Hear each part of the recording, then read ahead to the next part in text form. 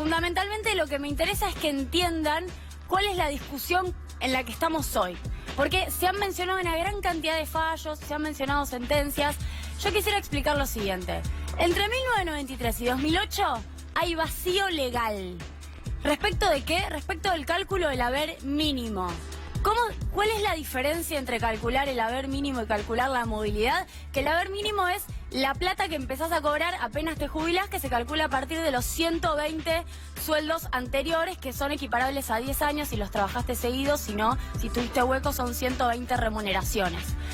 Esto, en el marco de la convertibilidad con Cavallo, hasta el 2001 y sobre todo después de la devaluación del 2002 y hasta la ley de movilidad del año 2008, no tenía ninguna prescripción clara respecto de cómo se tenía que calcular en una etapa inflacionaria. 2002, 2003, 2004, 2005, 2006, 2007 y 2008 fueron años de inflación en donde el haber inicial no tenía una especie de cálculo considerando una actualización sin ningún indicador en particular.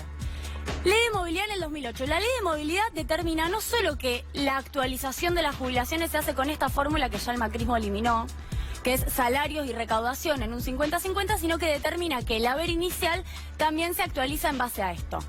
En el 2009, como bien decía recién Gabriel Morini, el fallo ELIF lo que hace es resolver el hueco, pero resolver este hueco, el que iba del 93 al 2008. Bueno, vamos a usar ISBIC. ISBIC es un indicador de los precios de la construcción y de la industria, que muchos argumentan que no tiene mucho que ver con remuneraciones, pero la verdad es que evolucionó más alto que otros. Y en este caso resuelve hacia atrás. Hasta acá veníamos bien, ¿eh? Hasta el 2009 y todo hacia adelante estaba bastante resuelta la cosa. Hacia atrás había una determinación respecto de cómo había que calcular el haber inicial y hacia adelante tenías ley de movilidad para actualizar. El problema aparece en 2016 con la reparación histórica. ¿Qué dice el gobierno?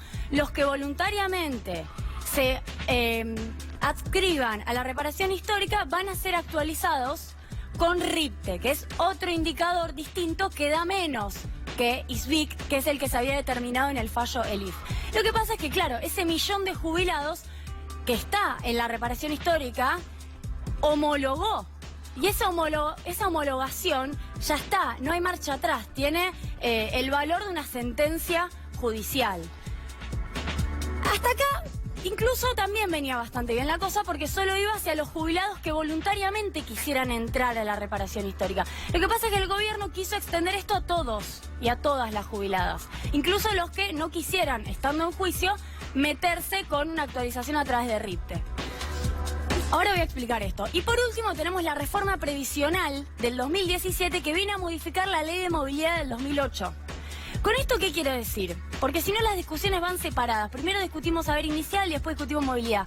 Es todo un gran paquete que los 2 primeros años de Cambiemos se empezó a modificar. En el 2016, con reparación histórica, modifican haber inicial y ahora lo quieren extender con un indicador más bajo y encima lograron, mejor dicho, modificar la movilidad jubilatoria con una fórmula de actualización más baja, que ahora es inflación y salarios, antes eran salarios y recaudación, lo cual daba más, y modificar la ley del 2008.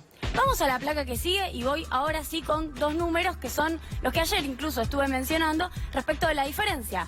El ISBIC, que es lo que determinó el fallo de la Corte, aumentó entre el 95 y el 2009, que es el periodo de vacío legal, podríamos decir, en donde no se sabía bien qué usar, 435%. El RIPTE, que es un promedio de salarios registrados y no registrados, aumentó 178%. Esta era la propuesta del gobierno, esto es lo que determinó la Corte. Hasta acá, y todo lo que hemos escuchado recién, es bastante fácil. La Corte falló evitando que haya una especie de detracción compulsiva hacia los jubilados que están en juicio, solo hacia esos.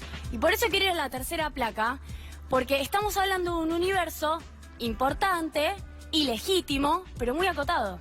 Estamos hablando de 11.700 casos y de potenciales 150.000 que les cuento entre paréntesis que los va a pagar el gobierno que viene. No los va a pagar el gobierno de Cambiemos. Así que yo por eso digo fallo en contra del gobierno.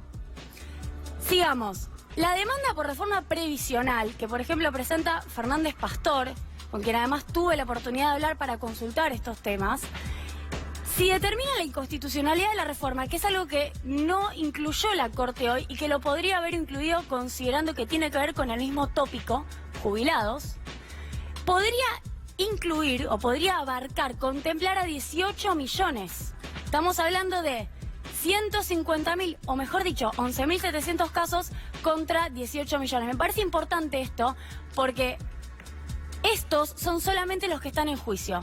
Y estos son todos los jubilados. Y en general, además, los que están en juicio, más allá de que incluso conozco a varios, son los que han tenido posibilidad de acceder a un abogado y los que los abogados consideraron que eran casos ganables e interesantes por la onerosidad de los reclamos. Con lo cual, también a relativizar esto porque difícilmente sean los de la jubilación mínima.